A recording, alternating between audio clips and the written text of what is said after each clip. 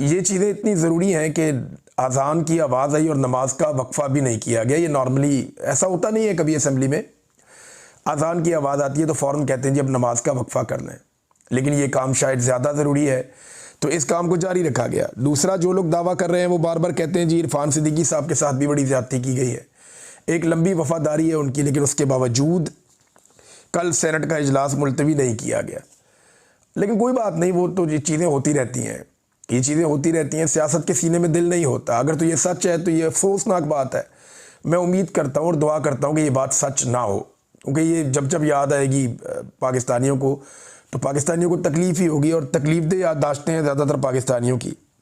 2022 में नाजरीन मुराद सईद ने और बहुत सारे और लोगों ने चिल्ला चिल्ला कर ये बताया था कि दहशतगर्दों को पाकिस्तान मत लाइए, लेकिन कुछ जर्नैलों को इस बात का बड़ा शौक़ था, आर्मी चीफ को बड़ा शौक़ था, फिर पीडीएम की सरकार भी इसीलिए बनाई गई।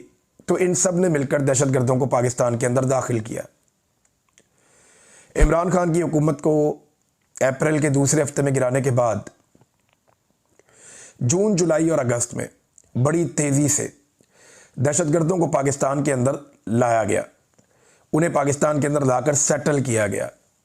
बहुत एहतजाज हुआ, अवाम ने बहुत शोर मचाया, लेकिन क्योंकि जर्नैलों की पॉलिसी थी वो ये करते रहे, और अब पूरा पाकिस्तान भुगत रहा है।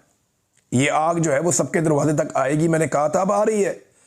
मुराद सईद भी ये कह रहा था, बार बार कह रहा था, लेकिन उस वक्त किसी ने बात सुनी नहीं या कोई सुनना नहीं चाह रहा था। मगर अब भी वक्त है उन जर्नैलों को और उन सारे किरदारों को कटहरे में लाया जाए जो इन दहशतगर्दों को बाई डिज़ाइन पाकिस्तान लेकर आए, और पाकिस्तान लाकर इनके लिए बॉर्डर नरम किए, इनको लेकर आए, इनको सहूलतकारी दी। ये यहाँ पे आपके जो खैबर पख्तूनख्वा के कई कबायली इलाके वहाँ दंदनाते फिरते थे, इनको बाई डिज़ाइन लाकर बसाया गया। और जिस वक्त निगरान हुकूमत चल रही थी उस वक्त बहुत बड़ी तादाद में ये लोग पहुँचे, क्योंकि तब पाकिस्तान तहरीक इंसाफ के ऊपर सारा फोकस था सिक्योरिटी फोर्सेस का। वो बेचारे सारे भागे हुए थे, तो दहशतगर्दों के लिए मौजें थी। उस दौर में 2023 में जब तक इलेक्शन नहीं हो रही, पूरा 2023 का साल जो है वो निगरान हुकूमत रही वहाँ पे खैबर पख्तूनख्वा में। तो उस पूरे साल के अंदर खैबर पख्तूनख्वा में दहशतगर्द जो है वो बड़ी तेज़ी से दाखिल किए गए, और 2024 में हमने उसको भुगतना शुरू कर दिया। और आज 2025 के इख्तिताम पे हम कहाँ खड़े हैं? इस्लामाबाद के अंदर एक धमाका हो गया, और वज़रा ये बता रहे हैं कि पाकिस्तान का कोई शहर भी महफूज नहीं है। तो जिन लोगों ने पाकिस्तान को इस आग में झोंका है उन लोगों को कटहरे में लाना बहुत ज़रूरी है, उनसे ज़रूर पूछा जाना चाहिए। दूसरी बात यह है कि अब क्योंकि धमाका इस्लामाबाद में हुआ है तो आप